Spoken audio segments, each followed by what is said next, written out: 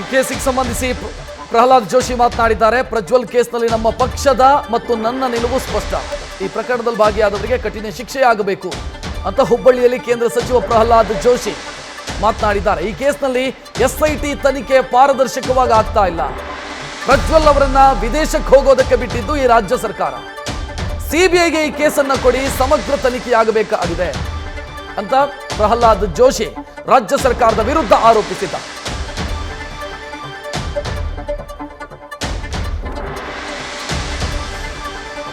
ನೋಡಿ, ಇದರಲ್ಲಿ ಒಟ್ಟಾರೆ ಸಂಪೂರ್ಣವಾದಂಥ ಗೊಂದಲ ಇದೆ.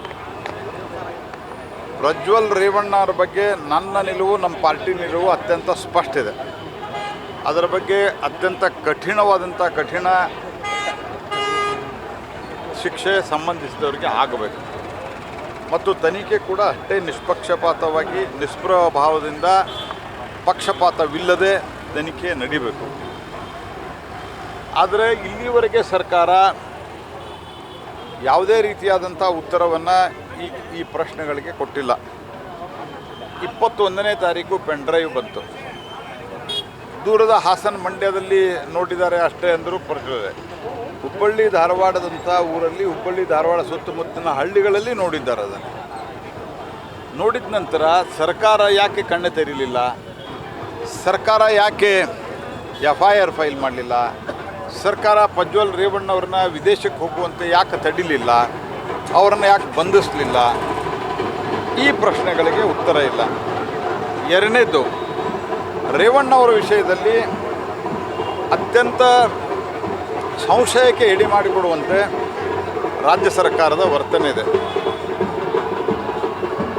ಕಿಡ್ನ್ಯಾಪ್ ಬಗ್ಗೆ ಹೇಳ್ತಾರೆ, ಆದರೆ ಸರಿಯಾದಂಥ ರೆಕಾರ್ಡ್ಗಳನ್ನು ಮೇಂಟೈನ್ ಮಾಡಿಲ್ಲ. ಆದ್ದರಿಂದ ಈ ಸಮಗ್ರ ತನಿಖೆಯನ್ನು CBI ಕೊಡಬೇಕು. CBIದ ಮೂಲಕ ಈ ತನಿಖೆ ಆಗಬೇಕು. ಇಲ್ಲ ಅಂದರೆ DK ಶಿವಕುಮಾರ್ ರಾಜೀನಾಮೆ ಕೊಟ್ಟು ಅವರು SIT ತನಿಖೆಯನ್ನು ಎದುರಿಸಲಿ. ನನ್ನ ಪ್ರಕಾರ SIT ತನಿಖೆ ಪಾರದರ್ಶಕವಾಗಿ ಆಗ್ತಾ ಇಲ್ಲ. SIT ಒಂದು ರೀತಿ ತೀರ್ಮಾನಕ್ಕೆ ಬಂದುಬಿಟ್ಟಿದ್ದಾರೆ, ಇವತ್ತಿನ ಸರ್ಕಾರದ ಅಣತಿಯಂತೆ ತನಿಖೆ ಮಾಡಬೇಕಂಥೇಳಿ. ಆದ್ದರಿಂದ ಈ ಒಂದು ಸರ್ಕಾರದ ಧೋರಣೆ ನಾನು ತೀವ್ರವಾಗಿ ಅತ್ಯುಗ್ರ ಶಬ್ದಗಳಲ್ಲಿ ಖಂಡಿಸ್ತೇನೆ. ಒಂದು, ಮಹಿಳೆಯರಿಗೆ ಅನ್ಯಾಯ ಆಗಿದೆ ಅಂತ ಹೇಳುವಂಥ ಸಂದರ್ಭದಲ್ಲಿ ರಾಜಕೀಯ ಬೇಳೆಯನ್ನು ಬೆಳೆಸಿಕೊಳ್ಳುವಂಥ ಒಂದು ಕೃತ್ಯವನ್ನೇನು ಮಾಡ್ತಾ ಇದ್ದಾರೆ, ಇದು ಸಮಸ್ತ ಮಹಿಳಾ ಕುಲಕ್ಕೆ ಮಾಡುವಂಥ ಅಪಮಾನ ಇದು. ರೇವಣ್ಣವರ ವಿಷಯದಲ್ಲಂತೂ ಸಾಕಷ್ಟು ಗೊಂದಲಗಳಿದ್ದಾವೆ. ಆ ಗೊಂದಲಗಳ ನಿವಾರಣೆ ಆಗಬೇಕಂದ್ರೆ ರಾಜ್ಯ ಸರ್ಕಾರದಿಂದ ಸ್ವತಂತ್ರವಾಗಿ ತನಿಖೆ ಆಗಬೇಕು. ಸರ್, ನೀವು ನೇರವಾಗಿ DK ಶಿವಕುಮಾರ್ ಮೇಲೆ ಆರೋಪ ಮಾಡ್ತಾರೆ, ಅವರು ಈ ಕೇಸ್ನಲ್ಲಿ ಭಾಗಿಯಾಗಿದ್ದಾರಾ ಅಂತ. ಈಗ ನೀವು ರಾಜೀನಾಮೆ ಕೇಳ್ತಾ ಇದ್ದೀರಾ ಅಂತಂದರೆ ಅವರ ಬಗ್ಗೆ ಕುಮಾರಸ್ವಾಮಿಯವರು ಪುಂಖಾನುಪುಂಖವಾಗಿ ಮಾತನಾಡಿದ್ದಾರೆ. ನಿನ್ನ ಕೋರ್ಟ್ನಲ್ಲಿಯೂ ಸಹಿತ ಏನು ಆರ್ಗ್ಯುಮೆಂಟ್ಗಳು ನಡೆದಿವೆ, ಆ ಆರ್ಗ್ಯುಮೆಂಟ್ನಲ್ಲಿ ಅನೇಕ ಸಂಗತಿಗಳು ಹೊರಗೆ ಬಂದಿದ್ದಾವೆ. ಯಾಕೆ ಅವರು ಸಿಕ್ಕಾಗ ಸ್ಥಳ ಹಾಜರು ಮಾಡಿಲ್ಲ, ಯಾಕೆ ವಿಡಿಯೋ ರೆಕಾರ್ಡಿಂಗ್ ಮಾಡಿಲ್ಲ, ಈ ಥರದ ಅನೇಕ ಪ್ರಶ್ನೆಗಳಿಗೆ ಸರ್ಕಾರ ಉತ್ತರ ಕೊಟ್ಟಿಲ್ಲ. ಕುಮಾರಸ್ವಾಮಿ ಅವರು ಏನು ಪ್ರಶ್ನೆ ಎತ್ತಿದ್ದಾರೆ ಅದಕ್ಕೆ ಸಂಬಂಧಿಸಿದಂತೆ DK ಶಿವಕುಮಾರ್ ಅವರು CBIಗೆ ವಹಿಸ್ಬಿಡಲಿ. ನಾವೇನು DK ಶಿವಕುಮಾರ್ ನಾನು ರಾಜೀನಾಮೆಗೆ ಆಗ್ರಹಿಸೋದಿಲ್ಲ. CBIಗೆ ವಹಿಸಲಿ, ಎಲ್ಲವೂ ಹೊರಗೆ ಬರಲಿ. ಯಾರು ತಪ್ಪಿರಲಿಲ್ಲ ಅಂದರೆ ಮುಗಿದೋತ್ತಲ್ಲ. ಸರ್, ಈಗ ರಾಜ್ಯ ಸರ್ಕಾರದ ಪ್ರಮುಖ ನಾಯಕರು ಹೇಳ್ತಾರೆ, BJP ಅವರ ಅಧಿಕಾರ ಇದ್ದಾಗ ಎಷ್ಟು ಪ್ರಕರಣಗಳಲ್ಲಿ CBI ನೋಡ್ರಿ, ನಮ್ಮ ಕಾಲದಲ್ಲಿ ಅಂಥ ಭಾರಿ ದೊಡ್ಡ ಪ್ರಕರಣಗಳೇ ನಡೆದಿಲ್ಲ. ಹಿಂಗಾಗಿ ಏನು CBI ಕೊಡೋದದೆ? ನಾವು ಯಾವುದೋ ಮಂದಿ ನಿಮಗೆ ಮುಚ್ಚಾಕಕ್ಕೂ ಪ್ರಯತ್ನ ಮಾಡಿಲ್ಲ. ನೀವು ಅದನ್ನು ಸಂಖ್ಯೆದ ಮೇಲೆ ಕಂಪೇರ್ ಮಾಡೋರು, ಸಿವಿಯಾರಿಟಿ ಮೇಲೆ ಕಂಪೇರ್ ಮಾಡೋರು. ನೀವೇ ಹೇಳ್ತೀರಿ, ನೀವೇನು ಭಾಷಣ ಮಾಡಿದ್ರಿ ಕೃಷ್ಣ ಬೈರೇಗೌಡರು?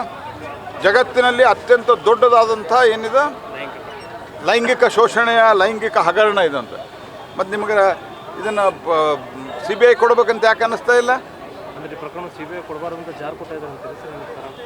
ಅವರು ರಾಜಕೀಯವಾಗಿ ಕೆಲವ್ರನ್ನ ಮುಗಿಸ್ಲಿಕ್ಕೆ ಈ ಪ್ರಕರಣವನ್ನು ಬಳಸ್ಕೋಬೇಕಂತಾರೆ. ತಾವು ಮಾಡಿದಂಥ ತಪ್ಪುಗಳನ್ನು ಮುಚ್ಚಿ ಹಾಕೊಳ್ಳಿಕ್ಕೆ ಪ್ರಯತ್ನ ಮಾಡ್ತಾ ಇದ್ದಾರೆ. ನಾಳೆ CBI ಇದೆ, ಕ್ವಶನ್ ಬರೋದ ನೆಕ್ಸ್ಟ್ 21ನೇ ತಾರೀಕು ಅವ್ರನ್ನ ವಿದೇಶಕ್ಕೆ ಹೋಗ್ಲಿಕ್ಕೆ ಹಾಕ್ಬಿಟ್ರಿ. ಮತ್ತು ಇದು ಇವತ್ತಿಂದಲ್ಲ, ನಾನು ಹಿಂದೂ ಹೇಳಿದ್ದೇನೆ, ಕನಿಷ್ಠ 8-10 ವರ್ಷದಿಂದ ನಡೆದಿದೆ ಇದು. 1 ವರ್ಷದಿಂದ ಸರ್ಕಾರ ಏನು ಮಾಡ್ತಾಯಿತ್ತು? ನನಗೆ ಗೊತ್ತಿರೋ ಮಟ್ಟಿಗೆ ಕೆಲವು ತಿಂಗಳ ಹಿಂದೆ ಇದೆಲ್ಲ ಸರ್ಕಾರಕ್ಕೆ ಗೊತ್ತಿತ್ತು, ಸಿದ್ದರಾಮಯ್ಯ ಸರ್ಕಾರಕ್ಕೆ.